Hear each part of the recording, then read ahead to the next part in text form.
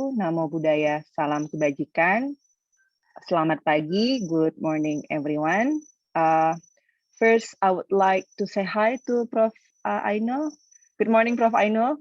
Sorry for the misunderstanding earlier. It's okay. Good morning. Assalamualaikum. And Waalaikumsalam. Yes. I hope Prof. Ainul and all participants today are doing well, in good health. I would like first introduce myself. My name is Detania Sukarja. I'm from Universitas Sumatera Utara, and I will be your moderator, for today. Before we start, I would like to encourage the participants, all participants, maybe to try to have your camera on so that we can know each other better. Yeah. Sometimes without the camera on, it feels like we're just talking to a machine. Yeah. Prof. Ainul, but by looking at each other, I hope that we can be more interactive. Yeah. And then the situation can be warmer and more intimate, of course. So today we are moving on, to the second session of the summer course program.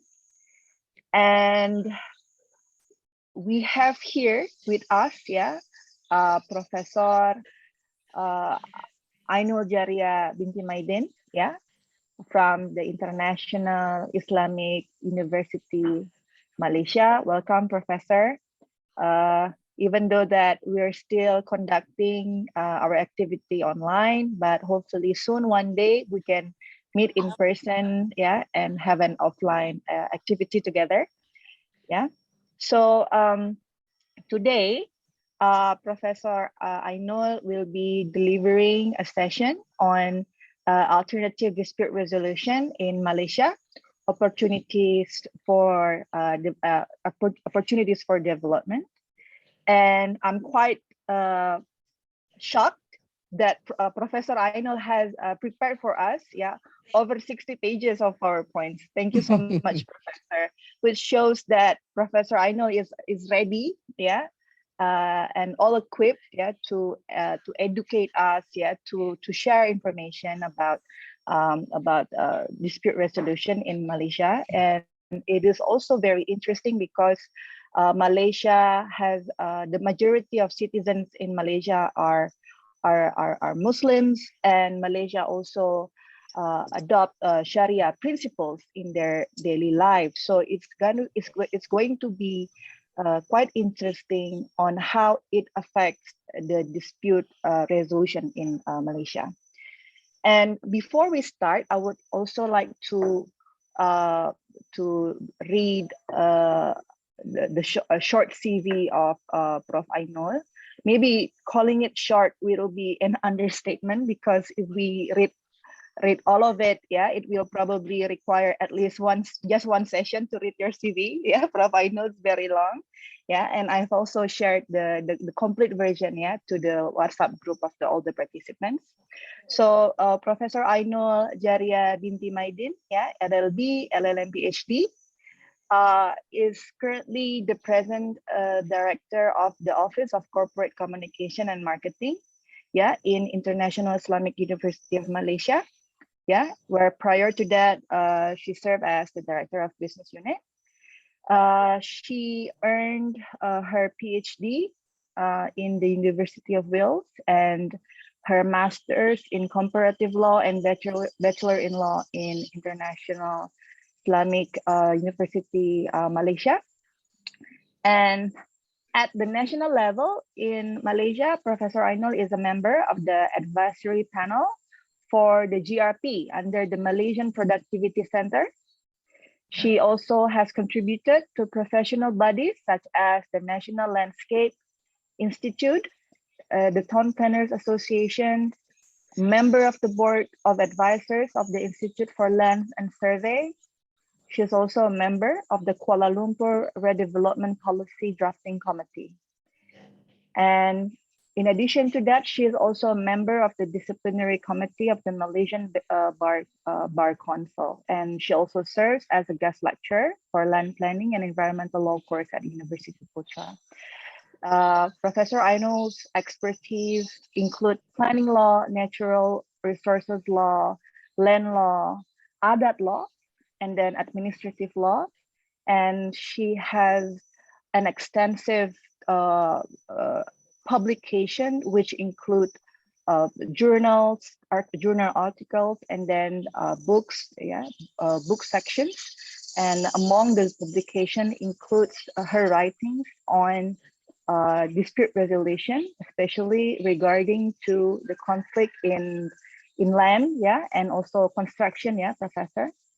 So yes, it's no doubt that we are very lucky to have you with us, today to share your expertise and knowledge on dispute resolution, especially relating to our main theme, about how the influence, of customs, in the local context, in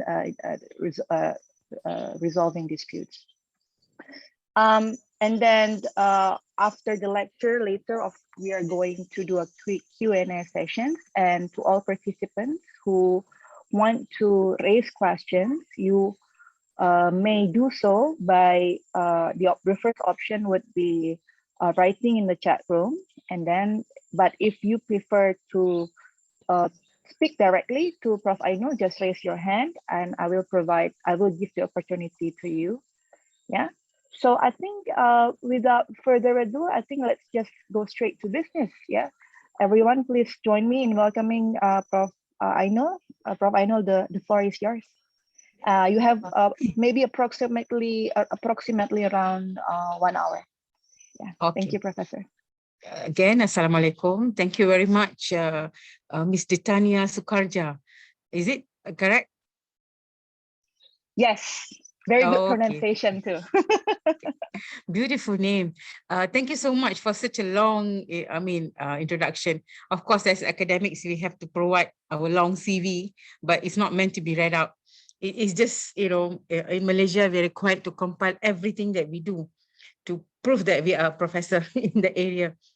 It's very interesting to, actually, I was asked to deliver another topic previously, but I couldn't make it because at that time, my mother was very seriously ill. So I couldn't, but she passed away the next day. So I took time, and then Prof. Vita said I can take this topic.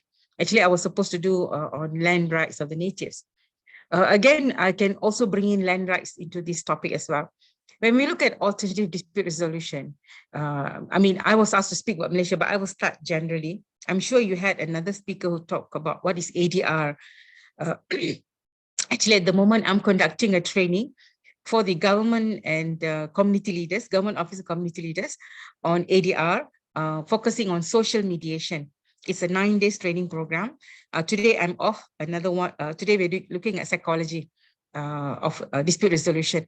So you see, when you look at dispute resolution, countries in Asia, Southeast Asia, Middle East, most of the countries, in fact, even the European countries, they did not have the court system.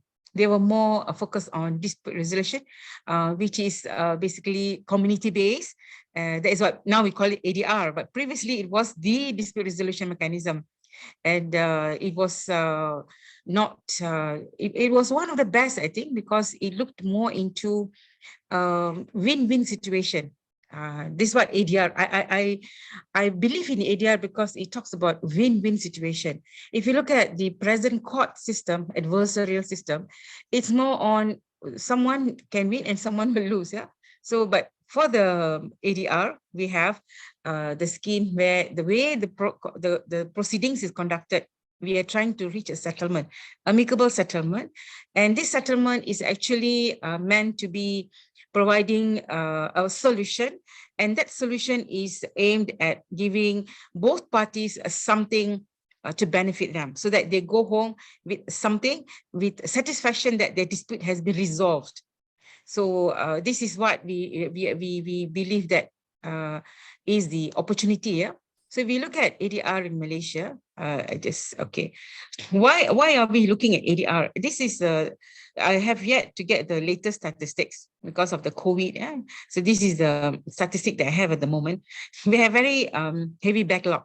Backlog means unsettled, unresolved disputes in the court. Yeah, both criminal cases as well as civil cases. We have two. We have two dual jurisdiction. One is the Sharia, and the other one is the civil. And the civil, we have two divisions. There is the criminal and the civil. And in the civil, we have many divisions. There is a commercial, family, bankruptcy, land matters. So there's further division in civil cases.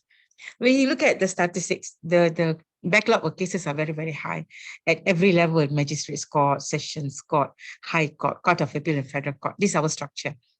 Sharia, we have the Sharia Qadi Court, Sharia High Court, and the Sharia Court of Appeal. The Sharia court disputes are slightly different. In the Sharia courts, the disputes actually focus only on family matters, personal matters of the Muslims. Non-Muslims, the Sharia court got no jurisdiction over non-Muslims. Sharia court can only handle disputes among Muslims, so they cannot have jurisdiction over non-Muslims. And the Sharia court also handles criminal cases, but very much related to personal issues like halwat. Halwat means man and woman caught in close proximity in a private area, so they can be charged for halwat. And this is the criminal jurisdiction. Also for failure to fast in Ramadan, or blasphemy against the religion. But blasphemy against religion is only for Muslims. For non-Muslims, we have the penal code. So there are many division flow and many legal provisions available to resolve disputes. Okay, what is ADR? ADR, as I said earlier, is out of court settlement. And it is a very, very, to me, a very meaningful process where it enables people to resolve their dispute without going to court. Yeah, and it is dealt with by a third party who is neutral. It means the person is a neutral person who's also a professional. And sometimes we can even appoint community leaders. Anything?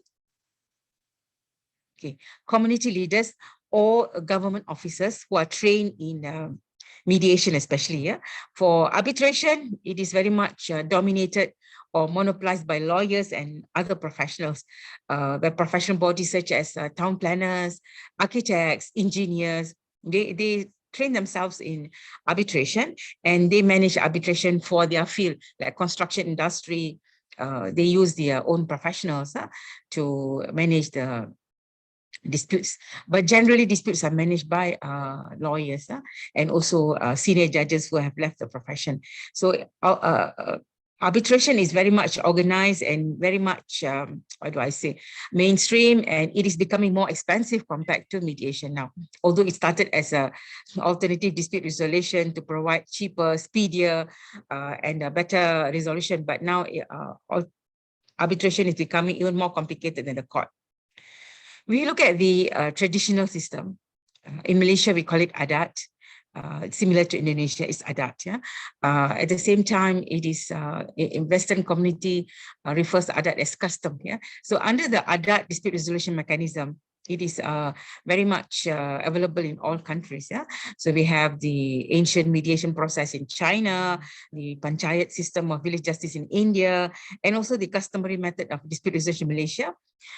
We have the penghulu or the leader of a particular kampung. Kampung means a village. In Malay, we call it kampung, and in English, it's a village. So in every kampung, there is always a penghulu appointed to manage the community. So they command respect, and they are very socially, they are given a very high status among the villages. So any issues, any disputes, the villagers will go to the penghulu, and the penghulu will attend to them. The penghulu will help resolve the disputes amicably.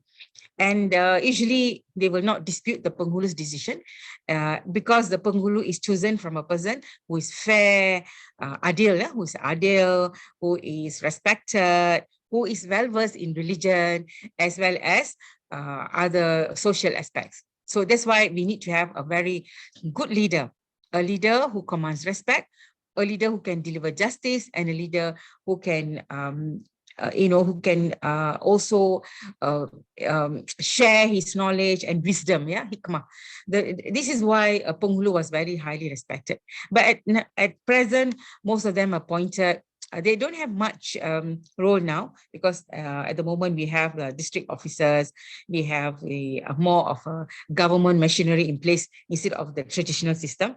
Even if a Penghulu is there, they are given very minimum tasks, and disputes often don't go to the Penghulu unless the parties choose to go to the Penghulu. So according to the Western, this system is archaic, very archaic, and is practiced using customary rights. I was actually very, what do I say, after the universities, the video presenting the university's status, the next video with a song, such a beautiful song, despite not understanding the lyrics, but it's beautiful. In Malaysia, we use this language, especially the Indonesian language, when they want to when they want to show some mystical movies, you know, like Putri Gunung Ledang. So it's very mystic in nature, but it's beautiful. The lyrics are beautiful. Of course, I need to learn from Prof. Ida what it is all about. So the customary rights were used by Penghulus, especially they will use the Islamic verses, Quranic verses before they start their session. So this is what the British or the colonials always feel is archaic. Yeah. So the purposes of dispute resolution are similar, are very similar, although it's adat or customary, yeah, although it says to be archaic or ancient, but the purpose of this dispute resolution mechanism is basically one, to diagnose the root causes of disputes. What is the root cause? Yeah. Two, to transform actual and potential disputes into peaceful and positive processes. It means we have the dispute, we want to see what's the root cause. The root cause be very simple. It's just between neighbors. Yeah, someone scared is littering the neighbor's house. Yeah, and the neighbor is not bothered to prevent the cat from going because he says, "Oh, the cat is, you know, it's an animal. Let it go around. It'll come back at night." But the owner of the cat failed to realize that the cat is littering the neighbor's lawn. Yeah? So in this situation, there's a root cause. Actually, the neighbors, they have no problem, but the root cause is because it is accumulated because of the naughty cat. So this is where the Penghulu will sit down and see, and Penghulu maybe will use the Quranic verses on, you know, love for animals, and also tell the other person, you know, you must respect your neighbor's privacy, respect neighbor's, mental health because he's distressed with the cat poo. Yeah. So this is how Penghulus will start their sessions. Yeah? And they will see what is the actual dispute, and then they will see how to turn this dispute into a peaceful and positive process by talking to them about their relationship, how long they've known each other, how good it has been among the society, with them being together, you know, bring back good memories. So when good memories come out in discussion, I realized that when I attend mediation sessions, good memories always overshadow the not so good ones. Huh? And then this is how they change violent behavior and hostile attitudes. Actually, parties are not meeting each other. When they come before the Penghulu, the Penghulu will speak to them, hey, how are you? How's life? How's your children? How's family? He reduces the tension. When they reduce the tension, the parties are no longer hostile and they are no longer violent. And they would have expressed themselves earlier. You know, they're allowed to express themselves. You know, we say in mediation, venting. That means they release their anger, they release their animosity in front of the Penghulu. Penghulu will allow them to speak about it. So when they speak about it, they, you know, to me, when I release my unhappiness, I become more relaxed, more relieved, and less tense. So this is what the Penghulu does. Huh? And then when they are less hostile and they are not violent anymore, they can discuss in a more amicable way. And this is how we preserve the relationship between parties, especially neighbors. And, you know, most villages, actually 30% of villages are related to each other. So this is where the mediation becomes very beneficial. And now in the modern situation, we have strata living in Malaysia. We have a shortage of land. And what we do in urban centers, that means in cities, we promote high-rise living, strata we call it. So in high-rise living environment, we cannot afford to have disputing neighbors because everyone is living on top of each other, sharing common corridor, sharing common staircase, a lift, common areas. Yeah, although the parcel, the unit belongs to them, but the common area is actually shared by everyone. So this is why the government established the Commission of Building, and also the government established mediation for strata disputes. Because arbitration is expensive and costly to implement, the government established mediation for strata living. Why? Basically to preserve relationship between the parties and, who are either family members or neighbors or best friends who are living close by, they buy together, and later on they become sour because of simple disputes. So this is why ADR is very, very relevant compared to court. Court, people part as at times, they never part shaking hands, they part as enemies. I've seen many ADR sessions, they part as friends. The relationship is preserved, even business partners, because we identify the root cause. Then we try to use the dispute, see the potential of reforming the party's intention from their wants, what they want. I want this, I want that, but we change the want to needs and necessity. So when they realize this is what they need and this is what is necessary, what is reasonable, then they tend to mellow down and they come to an agreement. Yeah. Any questions? Any questions so far?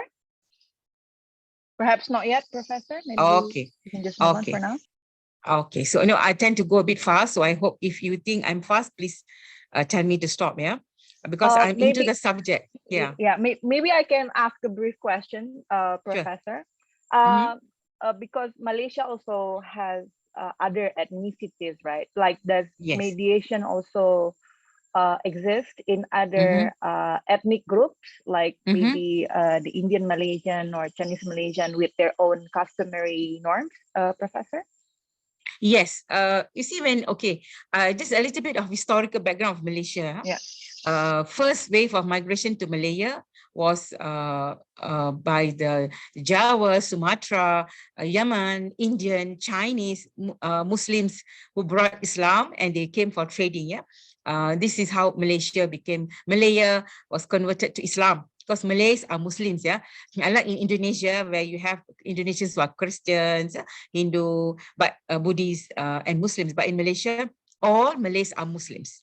There is no other religion for Malays. In the federal constitution is very clearly stated Malays are Muslims. Malays cannot leave Islam. If they leave Islam, there is heavy punishment from the Sharia court and also the penal code. Yeah. For the when these people came in, the first wave of migration, they came in. They were Muslims. They're not much of non-Muslim, except for the Baba Nyonya from China and the Chetty community from India, but they blended well. Then the second wave of migration came with the British colonialism. They brought the Indian workers to plantation. They brought in the Chinese workers to work in the tin mine. So we have a second wave of migration. But this second wave also became part of the social contract, where they're given citizenship and their rights and their religion is protected. They have freedom of religion. Although there is no compulsion for them to convert to Islam, they have freedom of religion, but they can convert to Islam. But as a mu'allaf, when they convert, they are allowed to leave the religion if they are not able to practice and show that they are not practicing. For the mu'allaf, yeah, for the Muslim, no, yeah, for the Malay Muslim, they cannot leave the religion. Then we have the third wave of migration. We have the Southeast Asians, plus the South Asia, there is the Indian, there is the Bangladesh, Rohingya, Myanmar, Indonesian. Yeah, we have about 3 million Indonesians in Malaysia and about 5 or 6 million Bangladesh workers, and then the others are not so many. So we have a third wave of migration. Yeah? So that's how we call it Malaysia truly Asia, because we have so many Asian values and cultures in our country. Even Filipinos are coming to Malaysia now. We have quite a big number of Filipinos. Nearly 500,000 of Filipinos are here. So when we have all this group coming in, the government does not stop them from establishing their religious society. So we have 6 major religions. There is Islam, Hinduism, Buddhism, Christianism, Taoism, and Sikhism. These 6 major religions are given recognition by the government, and they have their own places of worship. They're allowed to establish their charity. Everything is there, and their religious leaders and their community leaders are also trained. I am, as I said earlier, I'm conducting a training program for the ministry. I'm the lead trainer for the program. I do mediation training, skills and ethics, including teaching them law and society, psychology. Yeah? We are a team of lecturers from IIUM, conducting training for community leaders and religious leaders from various ethnic groups, including Sabah and Sarawak. Yeah? Sabah and Sarawak, they have their own ethnic groups.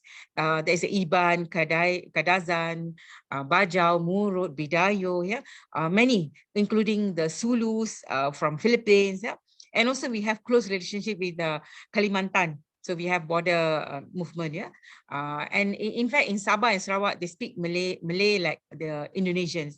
So they also have their traditional leaders who handle their disputes. So most disputes don't really go to court, stealing chicken, stealing their farm produce. So they have their community leaders handling them. Now the government under the Ministry of Unity and Ministry of Religion, both under the Prime Minister's Department, they established the training, social mediation training program developed by my university. And we are conducting the training. So far, we have conducted 4 batches. Yeah? The government pay us to conduct the training. And this training is to produce more community leaders trained in the modern mediation skills, modern dispute resolution skill, but not leaving the cultural aspect. So when it comes to a Hindu, what is a Hindu culture? Okay, so the person, for when it comes to 2 different religions, we bring in co-mediation. We bring 2 mediators, and each mediator will come from 2. Just say the dispute involves a mediator, a person from the Hindu religion or belief, and we have the Muslim. So we bring in mediators from Islam and also from Hinduism. So the parties who come for the mediation, they know that they have both religious values to be addressed. So it is very impartial. So we try to make it more impartial, neutral, and more satisfying, and also a good experience for the parties, yeah, to come for the mediation. Did I answer your question? Yes, I think so. Thank you, Prof. Ainul. Okay. But we and can speak later also. Yeah, we have one question in the chat room, which if maybe, I don't know if you want to that answer directly or maybe keep for later. So Pak Bayu Vita asked, yes, is ada ADR regulated? Dr. Bayu, is it? Prof. Yeah. Bayu? Yes, we Bayu, have yeah. regulation. I'll be speaking about the regulation in a while. I have 60 slides, so everything is in there. I brought in the ADR regulation, the arbitration rules, mediation rules. So we will be sharing this in a while. For the social mediation, I have developed the rules for them. So the leaders, they follow the rules that we have developed, and we give them a assessment sheet. Don't worry, we will share all this. I will share all this with you. In fact, we can also, USU can also collaborate with us to develop further on these matters for USU later. After the talk, we have more discussion, yeah? So we could look at Asian culture of dispute resolution. I bring in generally what's happening in Asia, yeah? So, when British came to our region, not only Southeast Asia, Indonesia, I know is the Dutch, yeah? I always believe that Dutch did not do much justice to you. At least the British left a lot of system for us, the legal system, education system, government education system, transportation system, plantation system. Actually, British created many organized system for us, and we continue from there. We develop further from there. That's why it was much easier for Malaysia to develop systematically, because British created many systems, despite them robbing our country, but they left a lot of good practices that we are using, yeah. And also in Malaysia, we have law, but we also fuse in with our Islamic system, as well as for other races, the Chinese and the Indian and the Sikh and the Buddhist, yeah, and the Tao, they don't have to worry because the government recognizes them as mainstream religion and their culture is recognized. So when they go for marriage, divorce, or family matters, their leaders are called to give evidence, and they are regulated according to their own religion, yeah. Although we have the civil law, the common law or the statute there, but evidences are called about their religious practice. No? So in Malaysia, we use Islamic law, just like Brunei, Indonesia, Pakistan. So Malaysia is not Islamic, although the federal constitution says Malaysia, Islam is the religion of the federation, but Malaysia is not an Islamic state. It is also not a secular state. It is a balanced nation where everyone is given freedom of religion, except for Muslim, there is no freedom of religion. So for us, we have major religions recognized. So we have about 62% Muslims, and the rest about 20% Chinese, and about 15% Hindus. The interesting part in Malaysia is that we recognize race and religion together. Malays are Muslims, Indians are Hindus, Chinese are Christians, Buddhists or Tao, Punjabis are Sikhs. So it is religion, race is recognized, is intertwined with religion. So that's why the government is very careful between race and religion in Malaysia. Anything religion can become a racial issue, or any racial issue can become a religious issue as well. So in Malaysia, we're very, very careful about protecting religion and race. We don't want to create another May 13, 1969 racial riot, which caused so much issues in the country. Yeah, so much problem, and from then the government started promoting Rukun Negara to promote unity, like Pancasila. Our Rukun Negara talks about the supremacy of the law, the protection of the law, the ruler, the Sultan. Yeah, we are supposed to respect the ruler. We have conference of rulers and rulers for all states, except Penang, Malacca. Sabah and Sarawak, there are no rulers, they have governors. This British legacy. But other states, we have Sultan or Raja. Yeah, like we have in Jogja, we have the Sultan. Yeah, so similarly, we have Sultan, who are the head of religion, head of the natural resource management, and the Malay rights and privileges. Yeah. Asian culture, although we go to court, but we are less direct and confrontational. So under Asian values, that means Japanese, yeah, Chinese, India, the whole of Asia, we are less confrontational. We respect our elders, we respect our neighbors, we respect our leaders. Yeah, at times this is good, but at times it is not good as well, because the leaders tend to abuse our respect for them. Yeah, they take it as their privilege, and they abuse our respect for them. So this is what I believe, that we should be balanced in our leadership. So if you look at the Asian cultures, the punishment does not the punishment is to make them believe that not to do again. It is deterrent. Yeah, so also the leaders will see the patterns of behavior. We want to see why they make it. What is the root cause? As I said earlier, what's the root cause? So the leaders will do it very, very confidentially, so that others will not be aware, to avoid shame, yeah, to save face. So this is very much Asian. We are very, very we want to take care of people's values and culture. Yeah? In Malaysia, we have Sharia, as I said earlier. Sharia in Sabah and Sarawak, they have Sharia courts as well.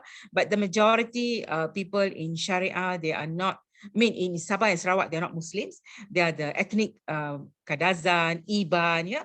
So they have their own native beliefs and animisma. Yeah? So the Sharia doesn't interfere with them. Sharia is only for the Muslims. Yeah? So Sharia dispute resolution practice in Malaysia, we have Suluh, yeah, Suluh, and also Syafa'ah and Tahkim. Suluh is practiced in the Sharia court. I'll come to Suluh in a while. It is very much practiced in the Sharia courts, especially in family matters, disputes. Tahkim also practiced in the Sharia court. Very, very vibrant, yeah, the Sharia practices, because they believe in ADR. So the Sharia court ADR is very active, unlike the civil court. Yeah. So Islamic law promotes Sharia. I will skip this. You can read it. Yeah. So arbitration in Islam is used according to the Quran. Yeah. Surah An-Nisa verse 35. It says, if you fear a breach between them, husband and wife, appoint two arbitrators, one from his family and the other from her family. if they both wish for peace. Allah will cause their reconciliation. Indeed, Allah is all ever knower, well acquainted, and all things. For the Muslims, we believe that divorce is not disliked by God, but at the same time, God dislikes people living in hatred. So God permits divorce, but before going for divorce, parties are encouraged to go for arbitration. So in our Sharia court, we have tahkim and we have suluh. Suluh is mediation, tahkim is arbitration. So both processes need to be conducted before the parties go to the court for divorce. The court will never handle their divorce proceeding unless the court get the proof from the arbitrator or the tahkim that they have gone for mediation or arbitration and they cannot resolve the matter. It's like irreversible breakdown. The marriage cannot be saved. It's totally breakdown. So in this situation, the court will need to have proof. Yeah. So arbitration is recognized in Islam. So in Malaysia, Prof. Vita was asking me just now, the legal framework for arbitration, we have the Arbitration Ordinance, which was introduced in 1809, way back the British time. But now we've amended the Arbitration Act, and the latest one is in year 2018. So the origin of the common law legal framework for arbitration was made in 1809 following the British Arbitration Ordinance. And the British introduced this only in the British area, that is the Strait Settlement of Penang, Malacca, and Singapore. All the other states also adopted the Arbitration Ordinance in 1950. And then, of course, we have the new law, Arbitration Act 1952. And then we have the latest one is Arbitration Act 2005 with the latest amendment 2018. So this is the latest amendment that is being used for arbitration in Malaysia. So in Malaysia, arbitration is complementary to litigation. It is most parties, they go to arbitration if in the agreement, like construction disputes, commercial disputes, especially international, they include clauses in the agreement that the parties can go for arbitration before going to court. And if arbitration fails, then they can, if arbitration fails, then they can come for court again. Yeah, they can go to court. But if they go to court, and the court can order for arbitration also. So it depends on the process. Yeah? But there are situations where you can go to court if you're not happy with arbitration. Same time, if your agreement says arbitration first, you go arbitration. So there is no hard fast rule. It depends on the parties' agreement. Yeah. Okay. So why do we go to ADR? It's time saving, less costly, discovery. It goes beyond the dispute. It goes to discover the emotion, the underlying concerns. Yeah, because in mediation or arbitration, ADR, we don't look at the iceberg. We go down. We need to go. We need to probe. We need to dig further and further to see what is the underlying issue. Like neighbors dispute, what is the underlying issue? The cat is, littering my lawn. What's the problem? I've informed him, but he's taking it lightly. He has not tried to discipline his cat, or he's not, do something. Or he can come and clean my lawn to help me out, something like that. I'm very angry because every day I wake up and it's dirty smell. I have to clean my lawn. So this is the underlying issue. The cat poo, not personally upset with each other. It's more of the cat. If the neighbor stopped the cat from, he's not even worried about the cat coming over. He doesn't mind playing with the cat, but he's very upset because he has to clean the cat poo every day without fail. So this is what they have to discover. So arbitrators or mediators, especially for cat poo, go to mediator, not arbitrator. So the mediator will try to discuss and come. So this is where the discovery process is very, very beneficial. More effective case management. Parties are given time, it's fixed at parties' free time, not at the court's time. Court's time we fix, and then, like many cases got postponed because of COVID-19. People cannot come to court, and many cases are conducted online. So court will not be able to see the faces, the body language. Even for arbitration, for mediation, the mediator can see the body language. Mediator must be a trained person. must be able to see verbal, non-verbal speech, must be able to communicate well, must be able to paraphrase the party's anger, paraphrase the party's frustration. So the mediators must be able to communicate effectively. Also, the process is confidential. Confidential means the mediator or arbitrator swears there's a confidentiality statement. Yeah? For mediators, everyone must sign confidentiality, both parties as well. So facilitation, yeah, at early stage, direct communication and understanding among the parties with essential issues on each side of the dispute. Preservation of ongoing party relations, if it's a business, if it's a family, to preserve the relationship. Savings in trial expenses and providing qualified neutral expert to hear complex matters. This is according to 3C, yeah, but this is what it is all about. So we need to have experts. So we bring in experts from construction industry, commercial industry, or even animal psychiatrists to see how the animal issues can be handled. Okay, so ADR processes, they are not formal. Yeah, they're not formal, but arbitration is more formal compared to mediation. Mediation is very, very informal here, but arbitration is very formalized now because arbitrators come with their coats and their suits. They are more daunting than the judges nowadays. So ADR method that we have at the moment, I mean, globally is arbitration, mediation, conciliation, early neutral evaluation, expert determination, mini trial. Also, there are other hybrid methods such as met arbitration and dispute adjudication or review board. But in Malaysia, we only use 3: arbitration, mediation, and conciliation.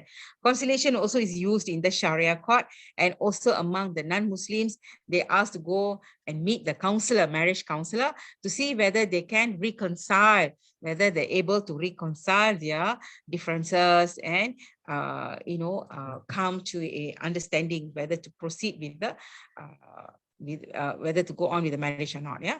So okay, advantages, we've looked at it. Okay, ADR in Malaysia is actually used to settle large commercial dispute. We have the Arbitration Act 2005 and also latest amendment 2018, and also the bodies where arbitration is conducted, they also use their own rules. So they have their special rules. So beside the act, they have their own procedural rules, and these rules is introduced to the parties. Mediation is actually relatively new, but it is used. Even now, we have the COVID-19 Mediation Center established by the government to enable parties disputes or commercial matters to resolve the disputes going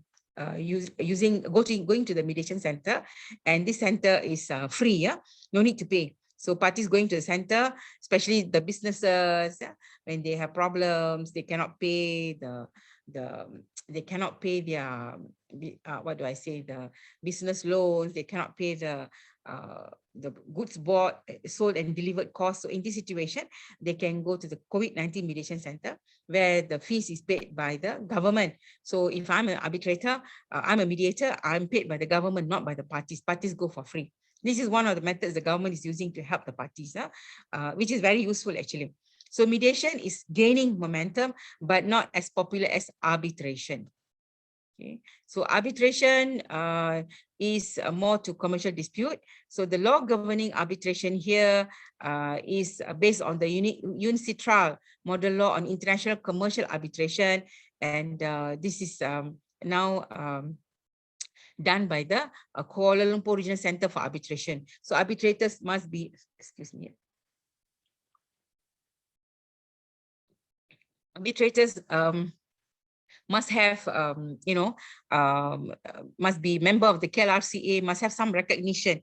But most arbitrators in Malaysia, they are either lawyers or professionals, and they do have some qualification. They're trained.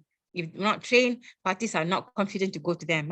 Although there is no requirement, but parties are trained because the KLRCA make sure that parties are trained. Because if you're not trained, you're not going to do a good job in the process. Lawyers are usually allowed to represent parties. In mediation, lawyers don't come unless the parties, both parties apply to bring in their lawyers. But in arbitration, lawyers are generally allowed to come, to the arbitration process to represent the clients. So anybody can represent represent them, lawyers, professionals. So arbitrator will give a reason for the award and explain the grounds for the decision. Yeah. If the parties are not happy with the decision of the arbitrator, they can apply to the High Court. What the winning party will apply to register the award and then enforce the name. But the losing party also can appeal against the award. Yeah. So when there is the Act doesn't provide for any provision for appeal, parties need to go to High Court because High Court got discretionary power. Under the Court of Judicature Act, the High Court got inherent jurisdiction to listen to any other bodies or any other agency's decision. It's more like a judicial review, yeah. So the losing party can can challenge the award to the High Court within 90 days of the receipt of the award. Yeah. So this is a very important avenue for the losing party. The winning party, they can go to the court to register the award. Yeah. And then if the person who lost failed to pay, then the winning party can enforce the award by taking court proceedings. Yeah. So we have, I said earlier, we have the law there.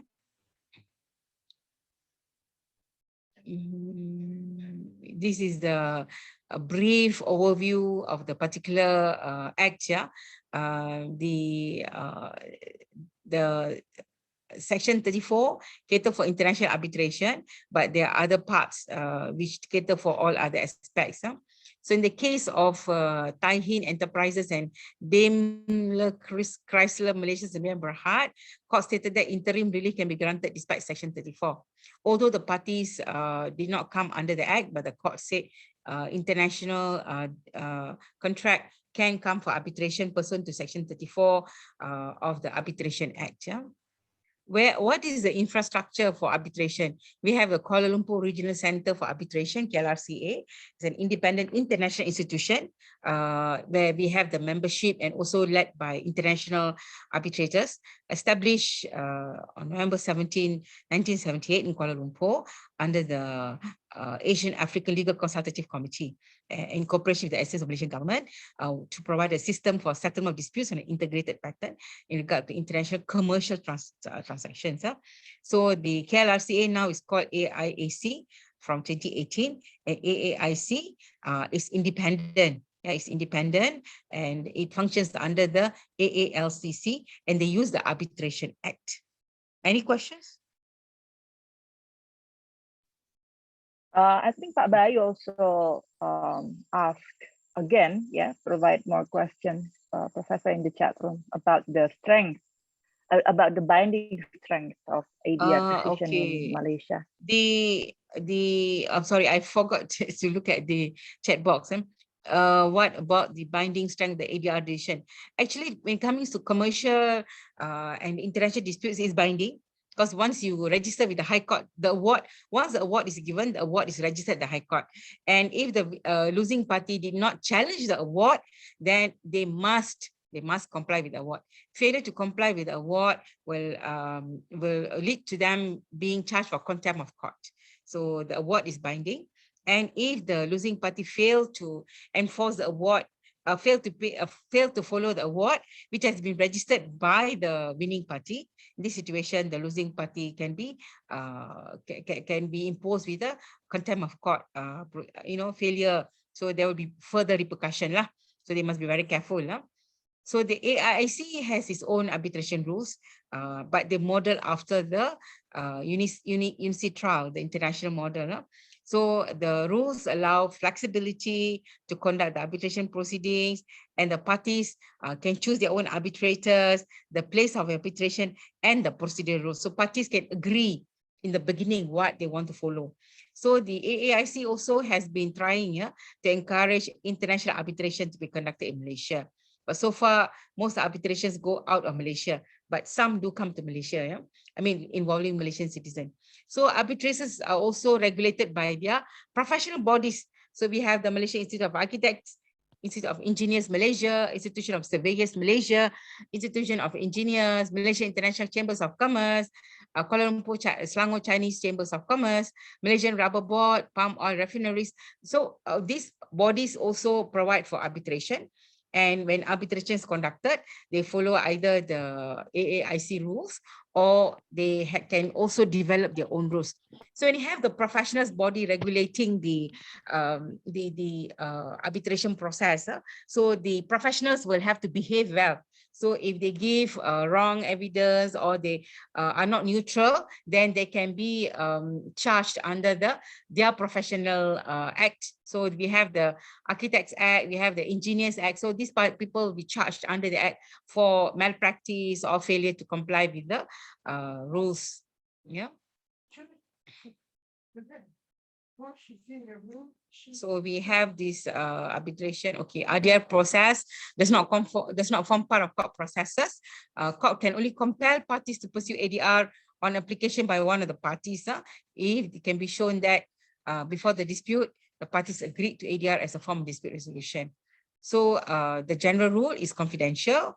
Then if it is a situation where it's brought to a court before going to arbitration, then the parties can consent for the disclosure. But if they go for arbitration before going to court, then it's confidential. But if they already been to court, then they are asked to go for arbitration, the parties can consent to the disclosure. Yeah? So a court order is granted, disclosure necessary to protect the legitimate interests of an arbitrating party. So disclosure is important to make sure that parties' interests are protected. Okay, that's about arbitration. And now on mediation. What is mediation? Mediation is actually now quite gaining popular. The court allows mediation, but this mediation is conducted by the judge. So it's judge-led mediation. And the judge usually becomes the mediator. Most of our judges are trained mediators as well. And the judges, but however, my research shows that judges as mediators are not so impartial. They try to compel the parties to resolve. By right, they shouldn't. They should be listening most of the parties, but judges being judges, judges always feel superior. So what judges do, they tend to speed up the mediation process. Then we have the Kuala Lumpur Regional Center for Arbitration and other mediators like the community mediators that we are producing from my university. They are actually appointed to resolve community disputes where both parties agree. So in this situation, they are regulated by the ministry regulation, that is the Ministry of Unity. Yeah? So mediation is used to settle claims for personal injuries, not damages, due to road accidents and any other tortious acts like insurance company, because they're basically monetary claim for defamation, matrimonial disputes, commercial dispute, contractual dispute, intellectual property disputes, also custody. Many disputes can come under mediation. Yeah? So we have the Mediation Act 2012, which is passed in 2012. It says to promote and encourage mediation as a method of ADR by providing for the process of mediation, thereby facilitating the parties in disputes to settle disputes in a fair, speedy, and cost-effective manner, and to provide for related matters. So this is the Mediation Act 2012. Any questions? From me again, Professor, if you don't mind. So maybe also still in line with Pak Bayu's question in the chat room earlier on the binding strength.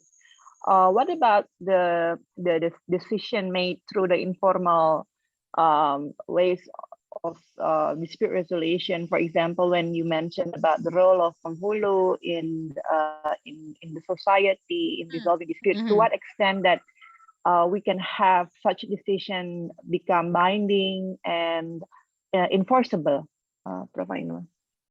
Okay, usually adat, Islam, and also common Western system says a man is bound by his promise. So penghulu does not put in writing, but arbitration and mediation, the dispute resolution is in writing. So when it's returned, it must be registered with the relevant agencies. Like arbitration, they're registered with the High Court of Malaya. Mediation, if it's judge-led, it is in the High Court. If it is KLRCA or IIUM, they register with that particular agency. So once it's registered, the agreement is signed, witnessed, and stamped, it becomes a valid contract. If one party fails to comply with the valid contract, then the other party can bring them to court. So although mediation is there to resolve, but if parties cannot and don't want to resolve in this situation, parties can still go to court. There's some people who are, I always call them loggerheads. Their head is so stiff, so hard. They refuse to comply with, whatever agreement that's reached because they feel ego. So when parties are egoistic, mediation can fail, arbitration can fail. So they still go to court. So they lose the benefit of the ADR, the advantages of ADR. But the decisions of ADR, mediation and arbitration is recognized under the legal system. Did I answer your question? Yes, maybe just a little bit more. So let's say, for example, like conflicting parties decided not to go through like a formal arbitration process, and they decided to resolve it through, let's say, in like penghulu, yeah, or other like traditional ways. So let's say they reach a resolution or an agreement, but then they put in writing, right? So is that enforceable, Prof. Ainul? Yes. If it is in writing, it's enforceable. At the same time, if the party fail to comply and they go to court, the court will be given the history of the case, the facts of the case, or they can say we went to arbitrator, we went to the mediator, we went to the penghulu, this is what we got. So the court will also give recognition to that particular contract. Okay.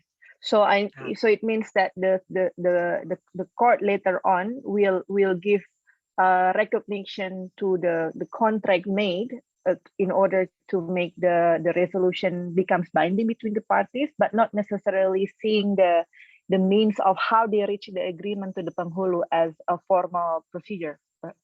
Because when they go to the penghulu in the first stage, it is ADR. So dispute resolve and then they come with an agreement. The second thing is they refuse to follow the agreement, both parties. They say, let's see in court. When they go to court, they have to give the facts. The court will see, oh, this is the witness, this is signed, and this is stamped document. So, and also they can even be asked to make a declaration. The penghulu can also make them sign a declaration. We call this statutory declaration. So if they sign a statutory declaration and the declaration is stamped, the declaration is valid. If they don't comply with the declaration, there is punishment for them because the declaration is subject to the Statutory Declaration Act. So if they don't comply with what they have agreed in the declaration, they can also be punished under the Statutory Declaration Act. Yes. Okay. Thank you very much. Means of enforcing. Because these agreements are meant to be implemented, enforced, but since the parties fail to agree in this situation, we have to talk about how to enforce. So if they don't want to enforce, you go to court, or you can go on the other ground. So this is why if the agreement is not returned, we can call the penghulu to give evidence.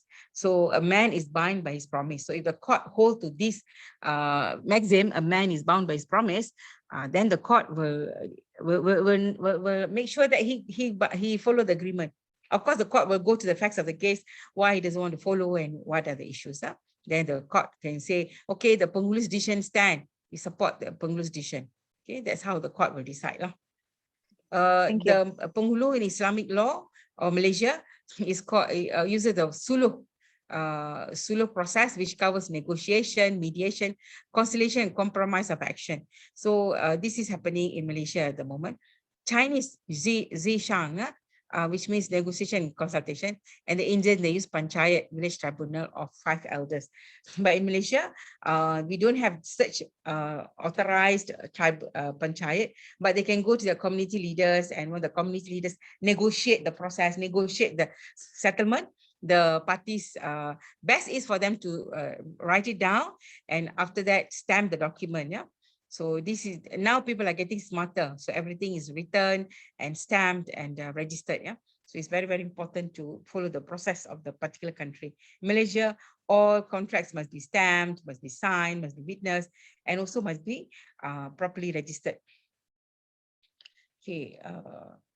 the position of Islamic law during the British time, they said Islamic law is law of the land. So the British recognized the position of Islamic law in the case of Sheikh Abdul Latif and others, and Sheikh Ilyas Baks. This is a family dispute regarding land matters. So they brought in, I think it's on Wakaf. So they brought in their own witness, expert witness, Muslims, the Qadi, so that they can help resolve the matters. The British bring in the evidence, and the British said that Islamic law is the law of the land.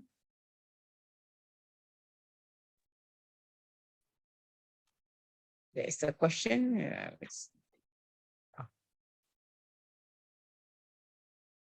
So we have the statutory mediation bodies. Statutory bodies managing mediation. There is a Financial Mediation Bureau and Financial Ombudsman Services. We have the Securities Industries Dispute Resolution Center.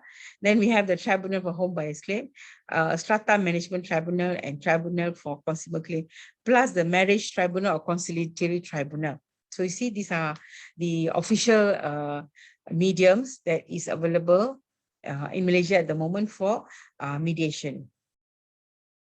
So if you look at the Financial Mediation Bureau and Financial Ombudsman Services, they actually under the Bank Negara Malaysia, the central government. The reason why they're looking at it separately, because the disputes will be handled by trained mediators, as well as we can bring in evidences, discovery process, things are less formal, and parties are able to benefit from this process. So the Financial and Mediation Bureau, they are more focused on, what do I say? They are focused on disputes involving financial matters. Yeah. So they are very particular about what they handle. They can't handle everything. They will see whether they have the jurisdiction bidang kuasa to hear the matter. Then we have the Financial Ombudsman Scheme. The Financial Mediation Bureau provides for the banking insurance industries into a scheme whereby they are protected as well. So it is now a full-fledged financial ombudsman scheme. Yeah, it provides jurisdiction on a wider scope of disputes and onwards and awards. Yeah, so the services are free in charge, because it's paid by the government, and our government loves to provide things for the people, make them lazy, and everything they rely on the government so much. Yeah? Okay, Securities Industries Dispute Resolution Center (SIDRAC) was established to manage issues relating to capital market and services. This is beyond the banking. This is more like capital market. So this capital market, they're talking about derivatives, unit trust, investment, retirement fund, securities, many issues they handle under this SIDRAC.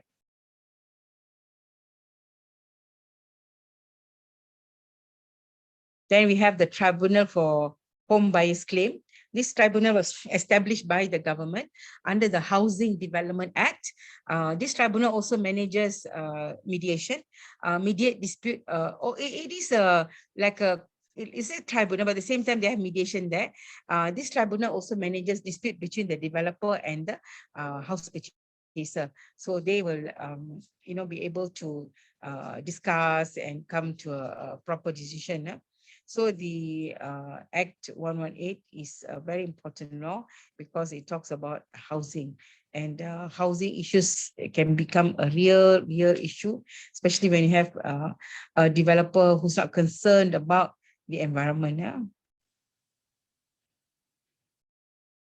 Then we have the Strata Management Tribunal.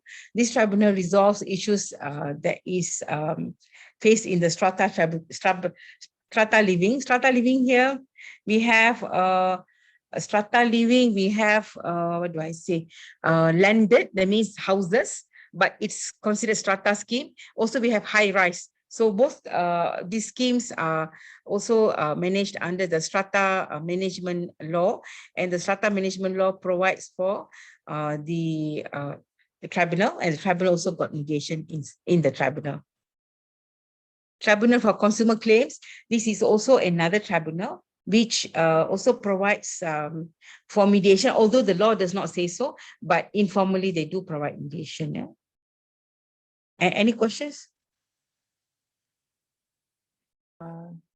I think not yet, Professor. Maybe we can just Okay. move on, and Okay. then maybe we can later on we Because, can just yeah, sure. have I have a Q&A I have exceeded session later the on. time.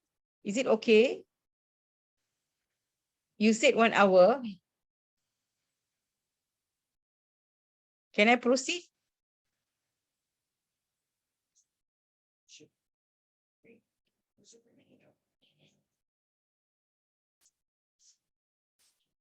Sister Detania, can I proceed?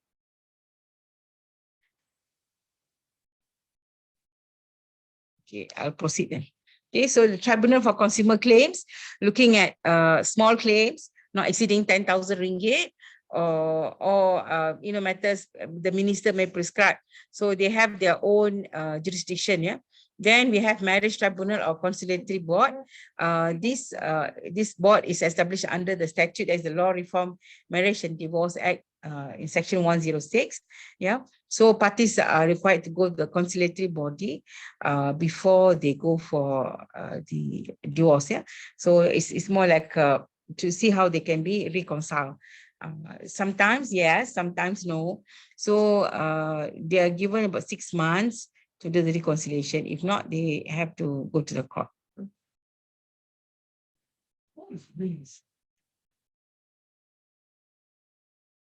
Then we have other type of mediation services. Malaysian Mediation Center, the lawyers have established this, and anyone who got mediation certificate recognized by them or others recognized by them can go to the Malaysian Mediation Center, choose a mediator for resolving of dispute. Kuala Lumpur Regional Center for Arbitration, Legal Aid Bureau, Department of Unity or Community Mediation and Interreligious Mediation. Prime Minister Department. This is what I'm doing, the fourth one. Yeah? Department of Unity for Community Mediation and Interreligious. So previously we drafted as interreligious, but now the minister said not interreligious, make it social mediation. It's different from contract, because social mediation, we try to make it less protocol, easier for the parties. Because mediation, in order to make it neutral, there's so many rules provided there. And the rules is to make sure that parties appear neutral. So for social mediation, we try to limit some of the rules which are very, very too insignificant. The Malaysian Mediation Center was established in 1999. This center adopts the Mediation Act 2012, where all the rules and code of conduct for the center is provided. Yeah? So there's no limit of the claim that the parties can go for mediation, yeah? Especially the financial mediation. If you look at the Bar Council, we have more than 300 registered mediators, and these mediators are subjected to the code of conduct, and they must make sure they comply with all the requirements. And there is no actually accreditation of mediators program here. We just do it as we deem necessary. Yeah? Kuala Lumpur Regional Center for Arbitration was established in 1978 under the AALCO organization. Yeah? It deals with arbitration and also process mediation services for domestic international disputes. So these people also can represent the parties to the other disputes, international disputes. So lawyers are actually making good income from this mediation now. Also, there are rules for mediation, KLRCA, Rule 3. Yeah. So the Legal Aid Bureau was established, or department now, was established in 1970 to provide legal aid and advice to facilitate legal representation in courts and to provide mediation services. So this bureau also provides mediation services to civil cases, including matrimonial, employment. So in Australia, especially, they have private centers for mediation. Parties pay on, or their employers or their company pay for them. Very good way of resolving dispute, and they always go back as friends. So mediation settlement shall be reached within 30 days of the mediation session being held. and the outcome of the mediation is binding as a contract, and once it's recorded in writing and signed by the parties. So it is a binding contract.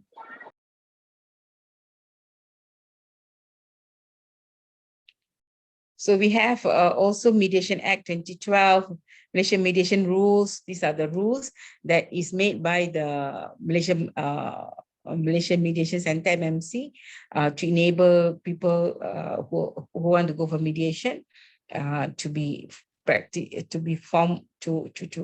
learn from this manual. So judge-led mediation is actually has been there for some time, pursuant to the rules of court 2016. The rules of court said that the parties can adopt the Sharia. How do I say? They can adopt the practice direction, and they can also rules of court. But actually, the processes are the same. Neutral the party, and they have to declare that they don't know each other, confidentiality, and they follow the process through. The government also brought in initiative to reduce the tension between the various community and various religious people. That is in 1975. They established Rukun Tetangga. Rukun Tetangga means a neighborhood watch. Yeah? Then these Rukun Tetangga leaders are now coming for training for mediation, because they can mediate the people in their community, yeah, before coming to court. It's a very good move for them. 1984, they focused on changing relation between various races in Malaysia and enjoyed by the states of Bumi Putra. So you see the Bumi Putra here, privileged, but at the same time, the non-Bumi Putra believe that they are at disadvantage. So this is why they established the JKMPKA, the Committee for Promoting Harmony Between the Inter-Religious Faith, all the faiths. So this is why the government wanted to train them in mediation, so that the Bumi Putra privileges will never be considered as a disadvantage or advantage, and to give them the historical background. So any mediator is trained in all the aspects of government, the administration, the government rules, the federal constitution, all these are to be taught before they can be mediators. Court annex mediation, they can give in the civil court and also industrial court and the Sharia courts. But court annex mediation is managed by judges, but again, some parties find judges are biased, because judges are, inclined to make sure that mediation is successful because they're conducting the mediation. Industrial court is to deal with dispute between employer and employee. And industrial court is actually very complicated in the sense that it takes time. So this is why mediation was introduced to manage the backlog, and mediation is actually quite popular now with the industrial court. Yeah? So success rate of mediation is about 70%. So industrial court is a good example of the success of mediation in Malaysia. Yeah. So the industrial court officers are trained. Initial training was done by Professor Dale Bagshaw from Australia, Justice Ambing from Papua New Guinea. In fact, they are my close friends, and I am trained by them as well. And I got my training from Accord Group Australia as an accredited mediator. They share their experiences and also their valuable knowledge with us. Justice Ambeng conducts mediation for the tribal people in Papua New Guinea. They have 300 tribes minimum, 200 languages, and the people are only 500,000 people. So you see the amount of problem they face. So he always go to the middle of the village, stands in the center with the roads under a tree or something, then he does the mediation. So in Malaysia, mediation is very, very useful for the Sharia disputes. So Sharia disputes are managed by mediators, and many mediators are able to resolve the family issues through mediation. So parties do not quarrel. Parties are given the opportunity to discover their differences, discover their happiness together. All these are brought out, and then the parties are able to resolve amicably. So Islam, as I said earlier, believes in ADR, promotes ADR, and supports ADR. So mainstream in Sharia legal system, though we have the suluh, but we need to improve. We need to improve the existing system to make it more formal, although it's informal, but more formal in the sense that enforcement of the award, to make sure that parties respect the award, make sure parties will listen to the mediator in the Sharia court. Yeah. So there's always a trend to look out for. What are the trend? What are the cases? The type of cases, the nature of disputes in the cases to resolve. So we can, from the trend of the cases, we can see what kind of mechanism we can introduce. So the Islamic culture reflects a greater focus on Islamic judicial institution of court, and the role of the Qadi. Qadi is the Islamic judge. So Qadis are given a high, just like penghulu, Qadis are given quite high position in the Muslim community. Even the British judges, they used to call the Qadi to come to give evidence in the court about the Islamic religion, the Sharia and practices.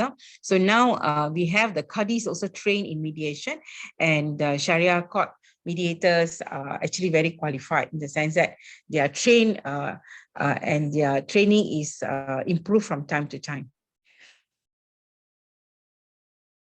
Opportunities. Okay, these are the cases where we resolve by way of mediation or suluh in the Sharia court.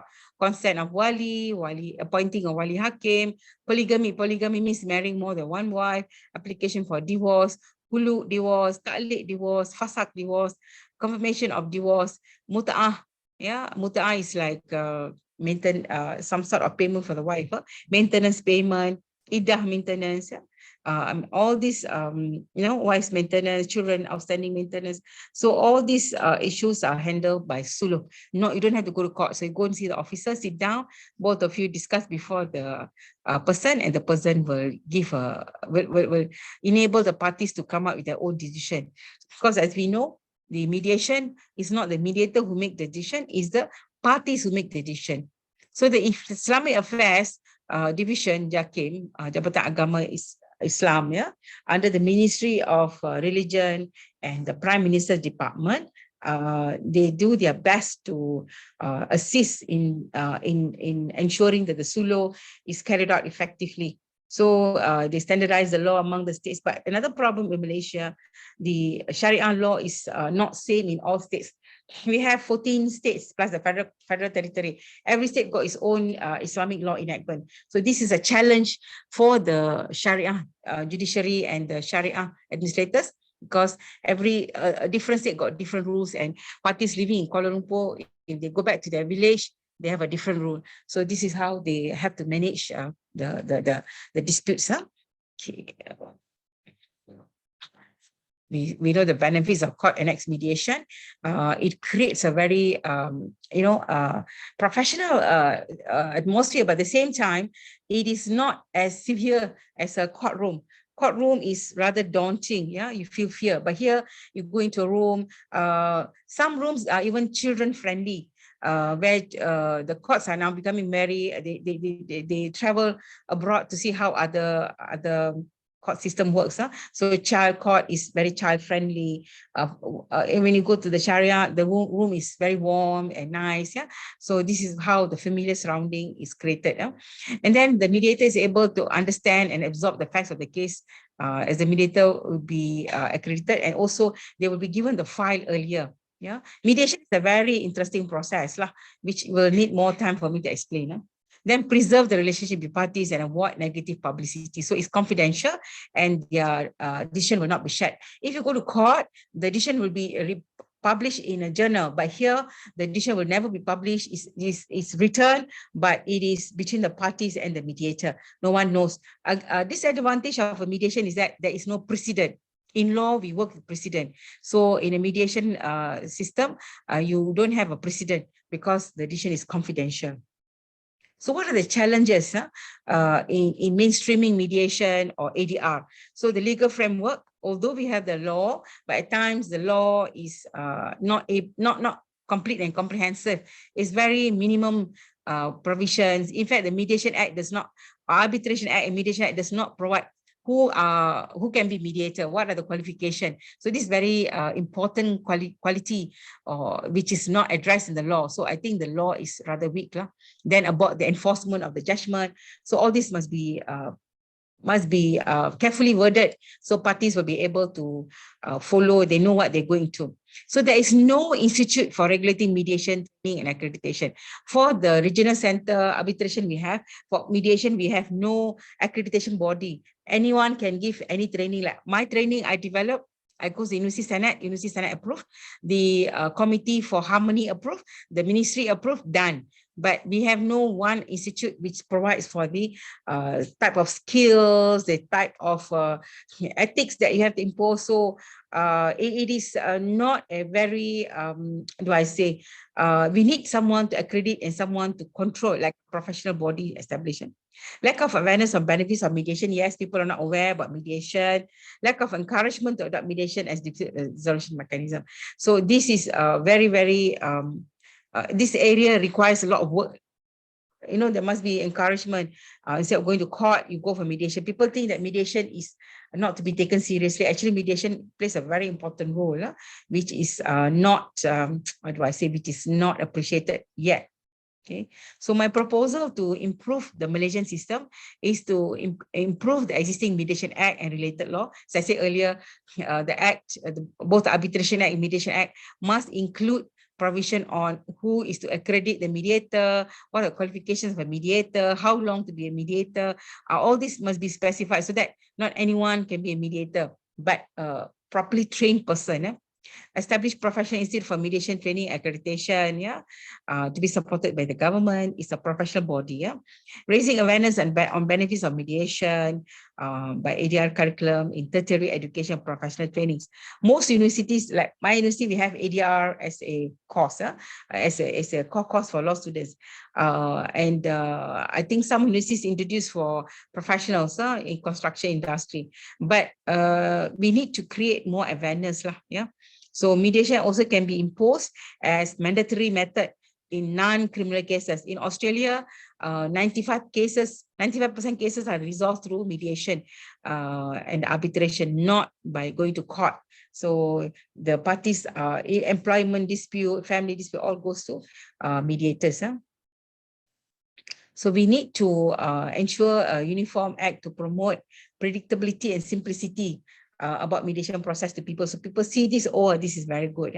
And mediators must be qualified. And what is their training requirement? Registration duties, the standards and guidelines on conflict of interest must be specified clearly in the Act. Mediation process also must be clearly set out in the Act. And the agreement to mediate must be a proper agreement signed by parties and enforced against the parties. Training focus on producing mediators. We provide training where we believe that the mediator should be a person with excellent reasoning, problem solving, peacemaking abilities. So in our course, we provide for conflict resolution, peace building skills. Then the person must possess qualities of wisdom, trustworthiness, and neutrality. Means the person must be of high integrity level, able to listen, sort through differences between the disputing parties and find a common ground. Having excellent communication skills. Communication skills for us, you know, we believe that we can communicate, but actually a mediator must have a more psychology related communication skill, because they're dealing with parties with some issues, including mental health issues. So they must be given the proper training. Creative in proposing solutions. So the mediator must be able to identify solutions himself and say, what if this, we can do this. If we do that, will it be acceptable? So the mediator himself must be able to be creative, not only the parties. Creating and proposing solutions. Credibility, humility, integrity, all these aspects are very, very important to be observed. So ADR is to me very useful, and I end here. All my slides are done. Now we can open for question and answer session. Thank you, Professor. So, Professor Ainul has provided a very comprehensive outline, yeah, of alternative dispute resolution in Malaysia, yeah, including the role of customary norms, yeah, and then Sharia principles, yeah, in dispute resolution. Very interesting, Professor. I also learned a lot, yeah, from your lecture. To participants, we are now opening Q&A sessions, even though there have been questions that was posted, yeah, on chat room. We might assign like 10 to 15 minutes if there are any. Are there any questions?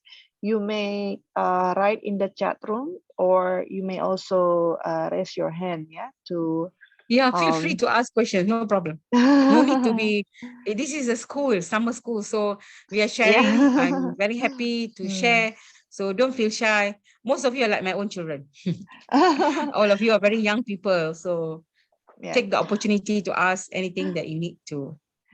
Yeah, thank you. So maybe while waiting for questions, yeah, from participants, I'm interested to know if well, in Indonesia, in many adat or customs, they also recognized and implement criminal law in their adat. And in general, adat law is recognized by by our constitution, but when it comes to the area of public law, including criminal law, it provokes a conflict. Yeah, even though that legal pluralism exists and it is acknowledged by the state, but when it comes, for example, a did something that is probably permissible under the adat, but then it can be penalized under the national criminal law. It then creates somewhat disharmony. So that creates a question to which law should apply, right? The national law or adat law, because again, it is respecting the act that is acknowledged by the constitution. Do you have like this kind of issue in Malaysia when it comes to like a different area of law, yeah, in customs, in customary practice, Prof. Ainul? Okay, after the independence, or even after British came in the year 1786, August, yeah, 10th August to Malaya. They landed in Penang. When they came, they wanted to make sure that their interest is protected. So they introduced their own law. So after British influence, so 1806, British introduced the Charters of Justice, the first British law. So for Penang, Malacca, and Singapore was part of British, it was part of Malaya those days. So then they brought in penal law and everything. So once the British codified all the law, no more customary law used for criminal. Islamic Sharia is used only for halwat. Remember I told you just now, halwat. Halwat is a man and woman sitting in close proximity in a private room, and they are not mahram. This is Islamic law, and they don't fast in Ramadan, or they're caught for not living Islam. These are the criminal cases under the Sharia. So no criminal on murder or those issues. So the Sharia jurisdiction is very limited. Although it's mainstream, but it's only looking at marriage, divorce, issues. And criminal is only towards halwat, not fasting. Very, very minor things. Murder all goes under the normal national law penal code. So we have criminal procedure code, looking at all the procedures, as well as penal code, which sets out what is the offense and what is the punishment for the offense. So we are very much organized in that sense. So adat is not used here. If they use adat, a tooth for tooth, eye for eye, then they themselves be punished by the courts. So no more adat in that sense. Adat is used for adat budaya resam, the custom tradition, Adat undang-undang more in terms of faraid, property distribution, harta sepencarian, wife and husband when they divorce, they get the harta, divide the property. Also about this Negeri Sembilan, they have Minang community. Minang is from Kota Tinggi, Sumatera, is it? Kota Tinggi. So Minang group is in Negeri Sembilan. So they have this adat of choosing the leaders, adat of, but nothing to do with criminal. But if the leader has committed a crime, one of the leaders, now he's a sultan now, previously he killed a cow, So when he killed the cow, though he is supposed to be the ruler, but the undang, the group of the orang besar did not choose him. They choose another person. But after so many years, he learned his lesson. I think now he is the ruler of the particular state, the Yam Tuan we call. Yeah. So no criminal cases.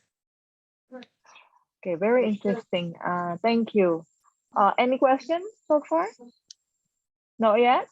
So if not yet, then I have another question, Prof. Ainul. Are you doing masters? Are you doing masters? No, I'm actually also a professor.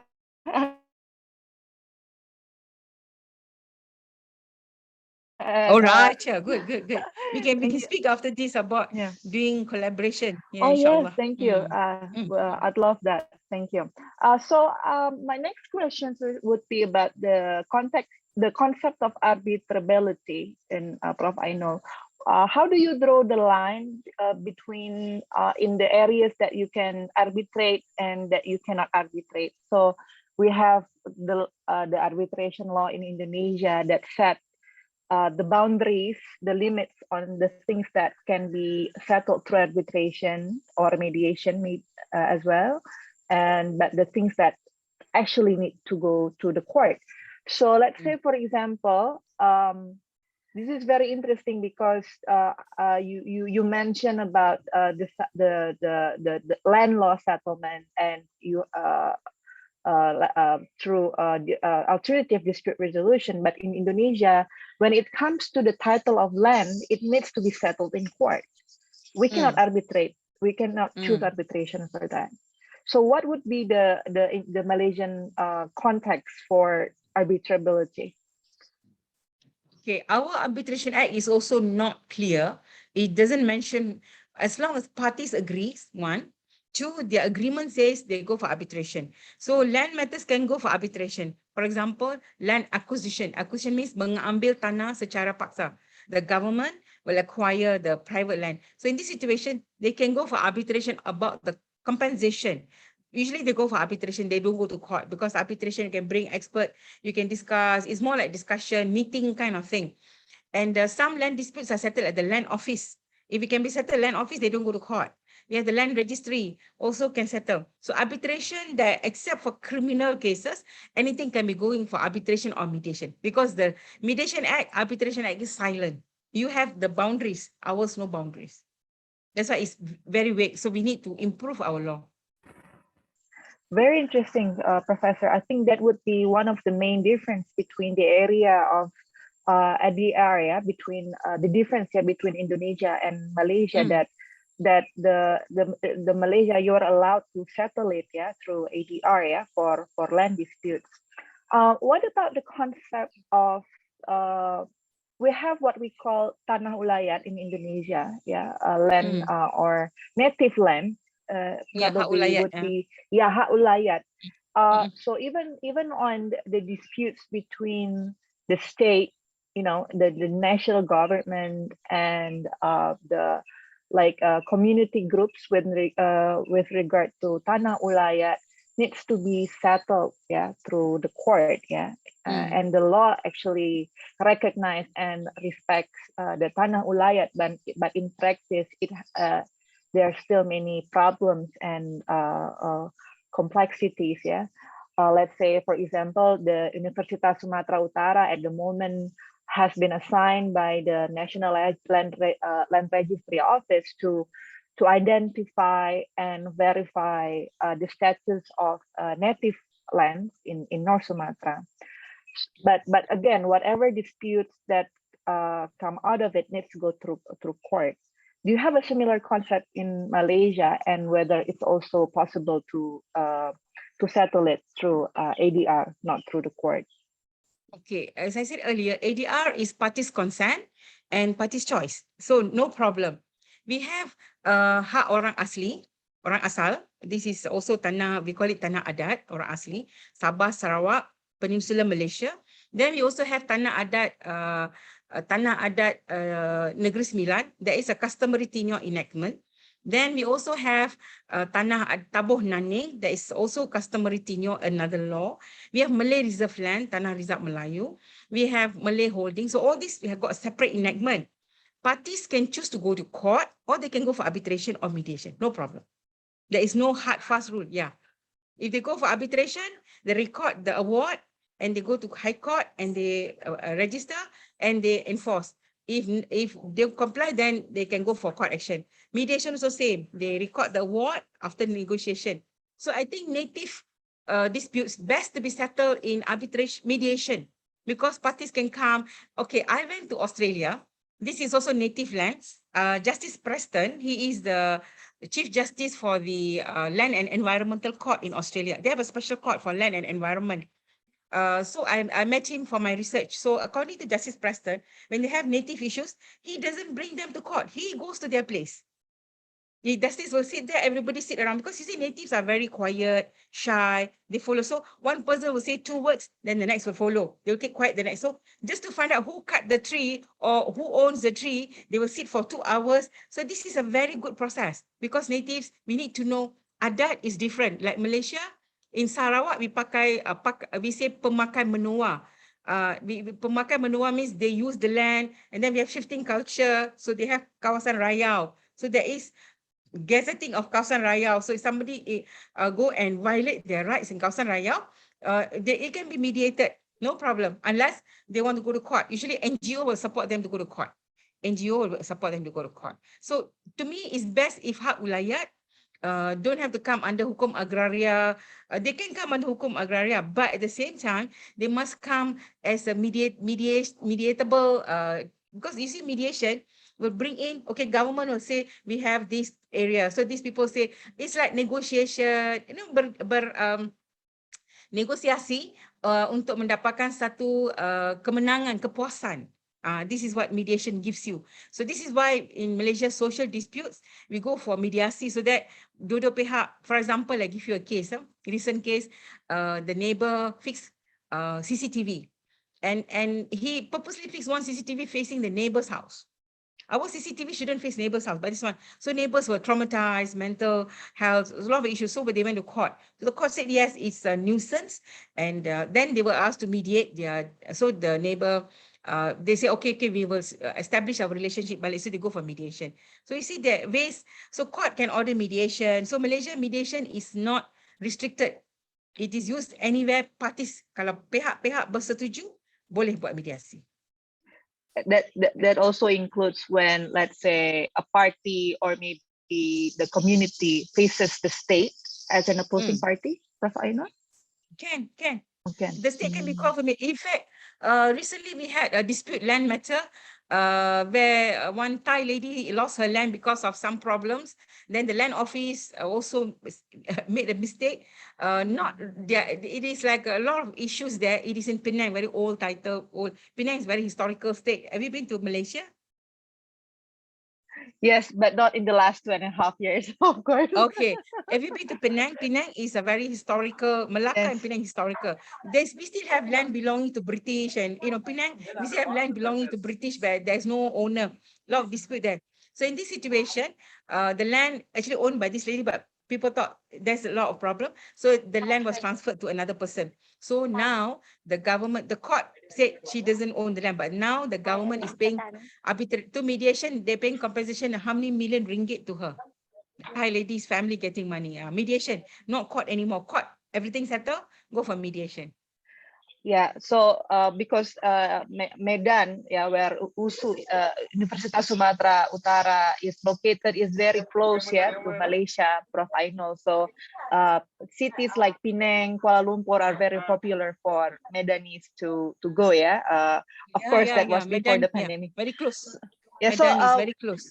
one last question, Professor, to wrap our session is again in the chat room from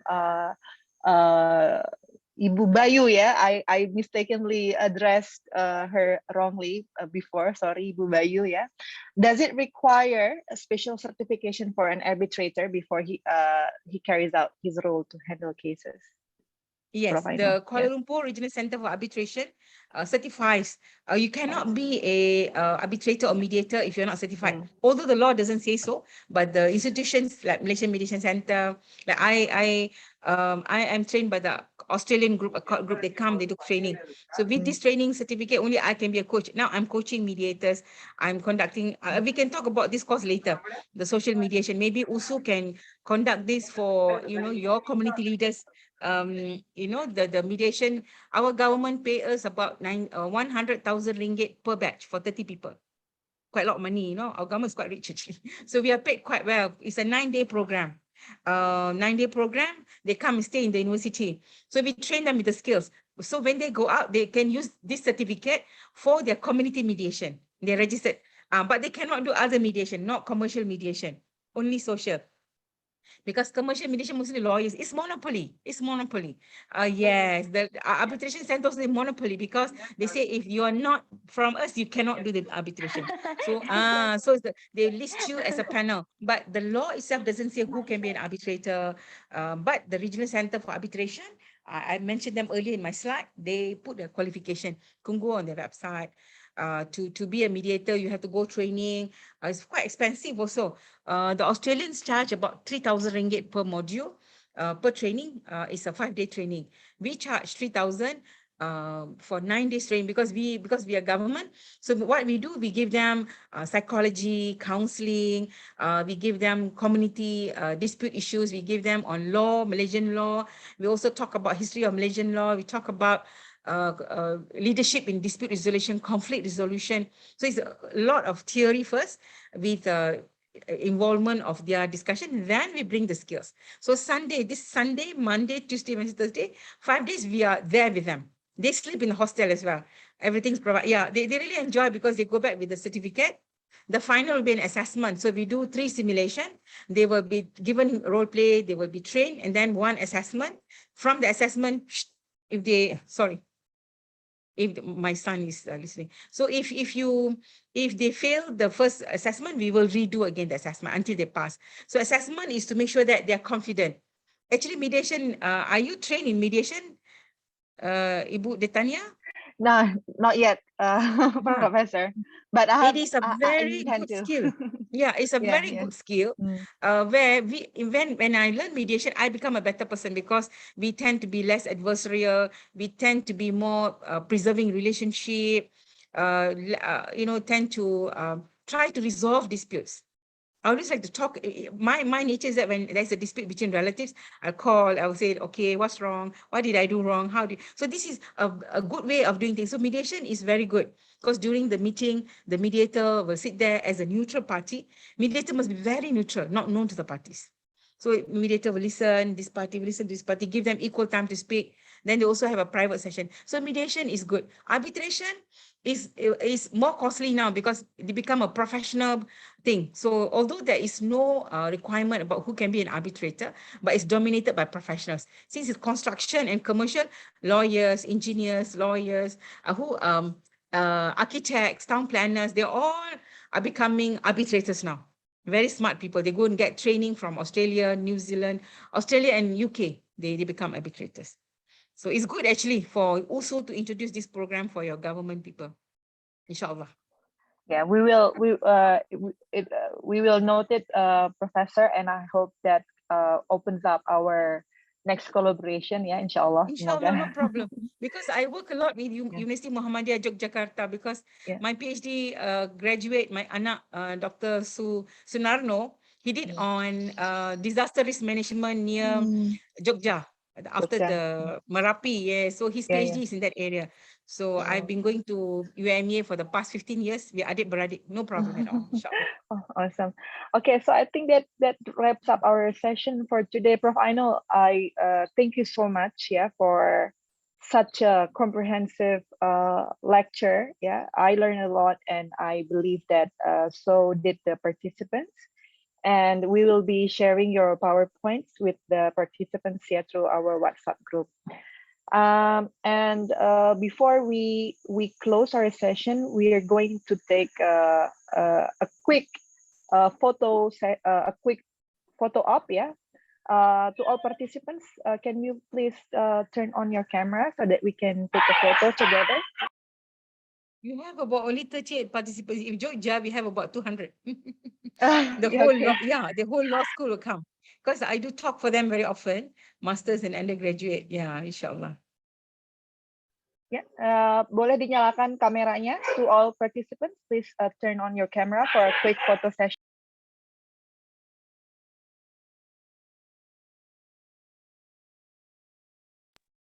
Yeah, let's wait a little bit more.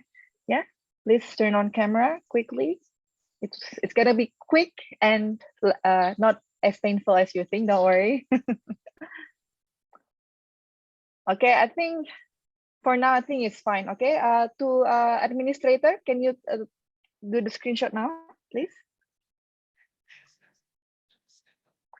Okay. Mau diaba-aba? Okay, maybe I'll do it. I can do it too. Okay. 1, 2, 3. Okay, second room. 1, 2, 3.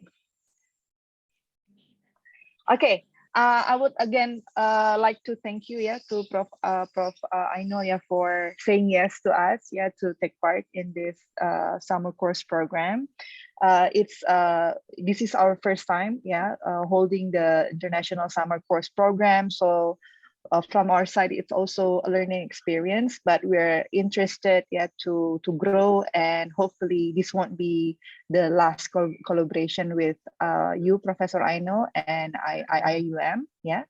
And I also would like to thank you, thank all the participants, yeah, for making time to join our session today. Yeah, please look forward to our next one, yeah, which will cover the conflict resolution in Myanmar, yeah, and Southern Thailand, yeah, from a former researcher from the World Bank.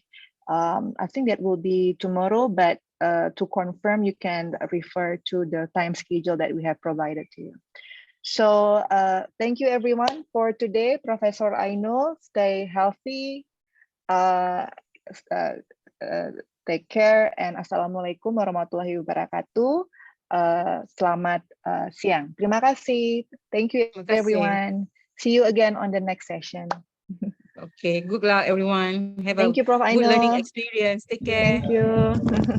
Thank you, Prof. Ainul.